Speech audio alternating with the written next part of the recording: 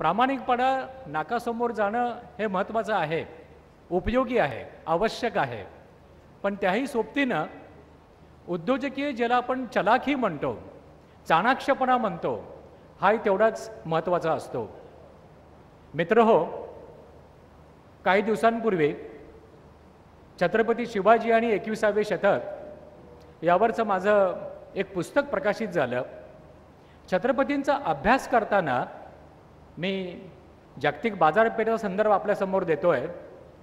असं लक्षात आलं की इतक्या वर्षांपूर्वीसुद्धा इंग्रजांना, पोर्तुगीजांना, डचांना, फ्रेंचांना व्यापाराच्या बाबतीमध्ये कसं हाताळलं पाहिजे, म्हणजे व्यापार उदीम कसा वाढला पाहिजे, त्यासाठी काय काय केलं पाहिजे.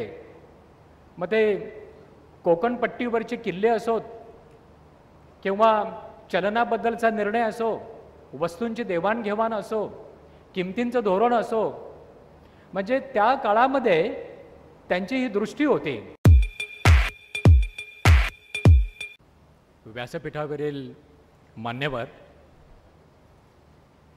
आणि या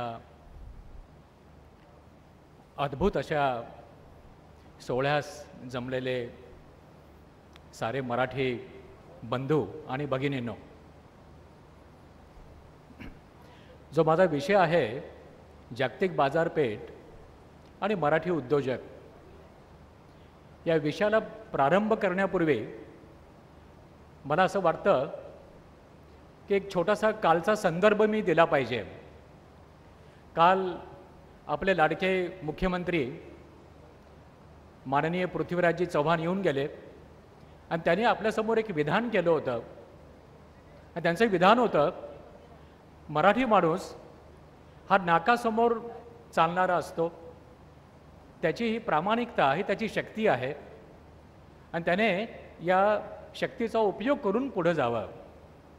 त्यांचं हे विधान अतिशय बरोबर आहे. पण त्या विधानाला मी एक पुष्टी जोडतो आणि पुढचं विधान करतो. प्रामाणिकपणा नाकासमोर जाणं हे महत्त्वाचं आहे, उपयोगी आहे, आवश्यक आहे. पण त्याही सोबतीनं उद्योजकीय ज्याला आपण चलाखी म्हणतो, चाणाक्षपणा म्हणतो, हाही तेवढाच महत्त्वाचा असतो. मित्रहो, काही दिवसांपूर्वी छत्रपती शिवाजी आणि 21वे शतक यावरचं माझं एक पुस्तक प्रकाशित झालं. छत्रपतींचा अभ्यास करताना मी जागतिक बाजारपेठेचा संदर्भ आपल्यासमोर देतोय. असं लक्षात आलं की इतक्या वर्षांपूर्वीसुद्धा इंग्रजांना, पोर्तुगीजांना, डचांना, फ्रेंचांना व्यापाराच्या बाबतीमध्ये कसं हाताळलं पाहिजे, म्हणजे व्यापार उदीम कसा वाढला पाहिजे, त्यासाठी काय काय केलं पाहिजे. मग ते कोकणपट्टीवरचे किल्ले असोत किंवा चलनाबद्दलचा निर्णय असो, वस्तूंची देवाणघेवाण असो, किमतींचं धोरण असो, म्हणजे त्या काळामध्ये त्यांची ही दृष्टी होती, त्यांचा हा विचार होता. आणि मला असं वाटतं की जागतिक बाजारपेठ, जागतिक उद्योजकता, जागतिक विचार हा तुमच्यासाठी नवा असता कामा नये. मला वाटतं या विधानासोबत मी आता पुढे जाऊ इच्छितो.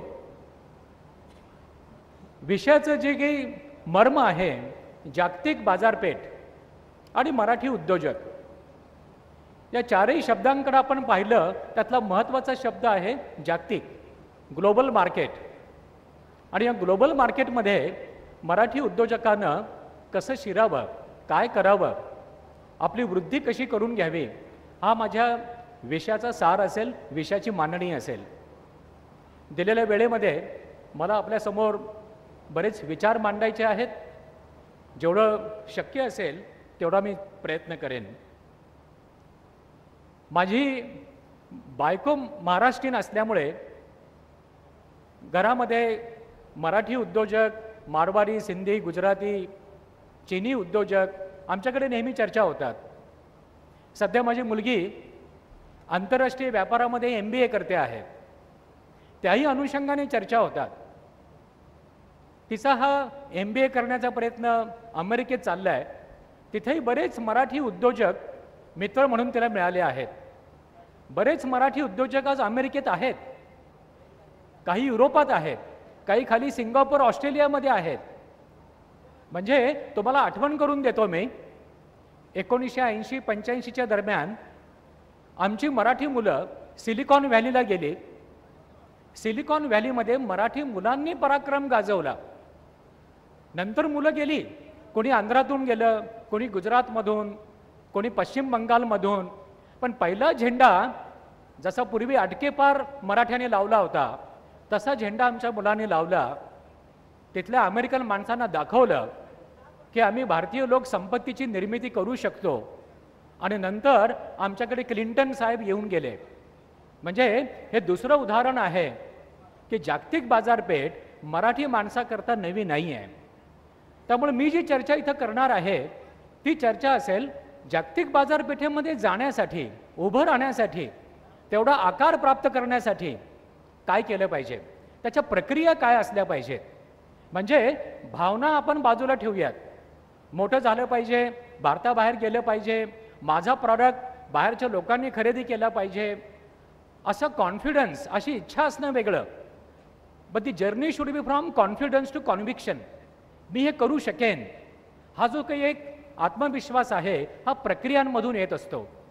त्यामुळे आपण लगेच पुढे जाऊयात. जागतिक बाजारपेठेमध्ये यशस्वी व्हायचं असेल तर काय केलं पाहिजे, या 6 गोष्टी केल्या पाहिजेत.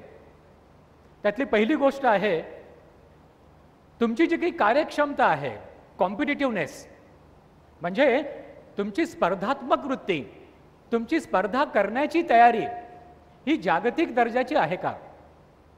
म्हणजे कोकणामध्ये सावंतवाडीला बसून तळ कोकणामध्ये मी काजूगरं काढतो आहे, काजूची किंवा आंबापोळी बनवतो आहे, पण माझी ही आंबापोळी युरोपला जाऊ शकते का, गल्फ किंवा मस्कत किंवा ओमानमध्ये जाऊ शकते का, तसा दर्जा आहे का, तशी किंमत आहे का.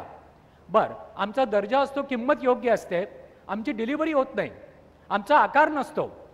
म्हणजे जागतिक स्पर्धात्मकता माझी आहे का. जागतिक स्पर्धात्मकता करण्यासाठी मला माझी ब्रँच युरोपमध्ये असली पाहिजे याची गरज नाही आहे. तो दुसरा टप्पा झाला. पहिला टप्पा महत्त्वाचा, जगातला माझा खरेदीदार हा मला शोधत शोधत कोकणामध्ये येऊ शकतो का. दुसरा मुद्दा आहे युनिव्हर्सल फ्लेक्झिबिलिटी, म्हणजे वैश्विक लवचिकता. आपल्या विचारामधली, आचारामधली वैश्विक लवचिकता आहे का. म्हणजे जपानी ग्राहकासोबत, अमेरिकन ग्राहकासोबत, ब्रिटिश किंवा चायनीज ग्राहकासोबत त्याच्या पद्धतीनं मी बोलू शकतो का. माझी देहबोली काय आहे. बऱ्याच MBA प्रोग्राम्समध्ये विषयापेक्षा या गोष्टीकडे लक्ष जास्त दिलं जातं.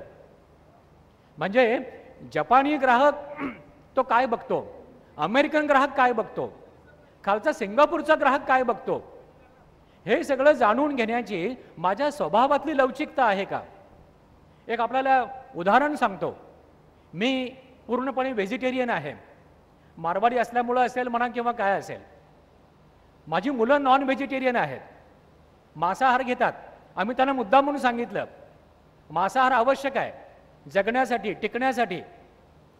आता इथे मुंबईमध्ये ब्राह्मण समाजातले माझे एक व्यापारी मित्र आहेत. प्रचंड प्रमाणामध्ये लोणची आणि मसाले बनवतात. खूप मोठं ब्रँड नेम आहे. त्यांच्यासोबत आम्ही काम केलं, त्यांचं स्ट्रॅटेजिक प्लॅनिंग बनवलं. त्यांची लोणची, त्यांचे मसाले बाहेर जातात. अख्खं महाराष्ट्र त्यांना ओळखतो. 100 वर्षांचा जुना ब्रँड. पण नॉन व्हेजिटेरियन लोणची बनवत नसायचे, नॉन व्हेजिटेरियन मसाले बनवायचे नाही. युनिव्हर्सल फ्लेक्झिबिलिटीचा अर्थ असा, ज्या त्या देशातल्या मार्केटमधल्या ग्राहकाला काय पाहिजे आहे त्यानुसार माझ्या एथिकल बॅकग्राऊंडमध्ये राहून मी काही नव्या गोष्टी करू शकतो का. या नव्या गोष्टी करण्यासाठी माझी मानसिकता बदलू शकतो का, माझी जनुकं बदलू शकतो का. म्हणजे एखादा दिगंबर जैन व्यापारी असेल, श्वेतांबर जैन व्यापारी असेल, तो लसूण खात नाही, कांदा खात नाही, पण ग्राहक खातो. तर मग लसूण घातलेला चिवडा, कांदा घातलेला चिवडा हा त्याला बनवता आला पाहिजे, विकता आला पाहिजे. म्हणजे माझ्या घरापुरतं, माझ्या धर्मापुरतं माझं आचरण, माझे नियम हे मला लागू होतात, ते मी ग्राहकावर लादता कामा नये. याचं नाव आहे युनिव्हर्सल फ्लेक्झिबिलिटी. त्याचा आणखीन एक अर्थ आहे. मोठ्या मल्टीनॅशनल कंपन्या, कोका कोला, पेप्सी किंवा ब्रिटिश पेट्रोलियम, कॅस्ट्रॉल, आता कॅस्ट्रॉल हे ब्रिटिश पेट्रोलियमचं बाळ आहे. मल्टीनॅशनल कंपन्या या जागतिक स्तरावर यशस्वी का होतात? छोटंसं त्याचं मर्म आहे. त्या त्या देशामधले जे काही कायदे कानून असतात, तिथलं आचरण, तिथली संस्कृती, तिचा ते प्रच्छन्नपणे वापर करतात, हुशारीने वापर करतात, चलाकीने वापर करतात. त्यामुळे भारतात काय चालू शकतं, भारतातला जो बर्गर आहे, भारतातला बर्गर मॅकडॉनल्डचा, त्याची चव भारतीय असली पाहिजे. भारतातल्या मॅकडॉनल्डच्या बर्गरची चव अमेरिकन असून चालणार नाही. म्हणजे ही जी युनिव्हर्सल फ्लेक्झिबिलिटी आहे, वैश्विक लवचिकता आहे, ही खूप महत्त्वाची आहे. आणि त्यामुळं एका हॉटेलमध्ये माझ्या मित्रासोबत जेवताना, माझा मित्र मांसाहारी, त्याचं कुटुंब माझं कुटुंब, त्याने एक प्रॉनची ऑर्डर दिली, खेकड्याची. असा भला मोठा खेकडा आला. तो भला मोठा खेकडा बघून माझी मुलगी दचकली. आता एवढा मोठा खेकडा खायचा कसा? त्या खेकड्याचा मी पाय तोडला, एवढा तुकडा, आणि तोंडात टाकला. मुलगी, बायको, मुलगा सगळे असे अचंबित झाले. एक शाकाहारी मारवाडी माणूस त्या प्रॉनचा, खेकड्याचा पाय तोडून खाऊ शकतो. मी मुलांना सांगितलं, it is in the mind dear. तुमच्या मनामध्ये आहे. तुमच्या मनामध्ये जर असेल तर तुम्ही बदलू शकता. आणि त्यानुसार युनिव्हर्सल फ्लेक्झिबिलिटी ही खूप महत्त्वाची आहे. शेयर मार्केट सीखने की अनोखी पाठशाला जो सबको भाए और समझ में आए. What is short hand butterfly? Short hand butterfly. If we are going for short straddle to cover up the unlimited loss, we are doing long strangle. Wow, come on! Yes, I can teach, man. यहाँ मिले stock market संस्कार. When we step into a new world, we need संस्कार. If you are going to step into this world called stock market, we will give you that संस्कार. आपको कहाँ focus करना चाहिए? Skill pay. Never come in the markets to make money, or with the focus of making money. So we say become a pro. Become a pro. Money will flow, the fastest way to grow. Avadhoot Sathe trading academy. Free live YouTube sessions देखने के लिए हमारे channel को subscribe करें. And for further notifications press on the bell icon.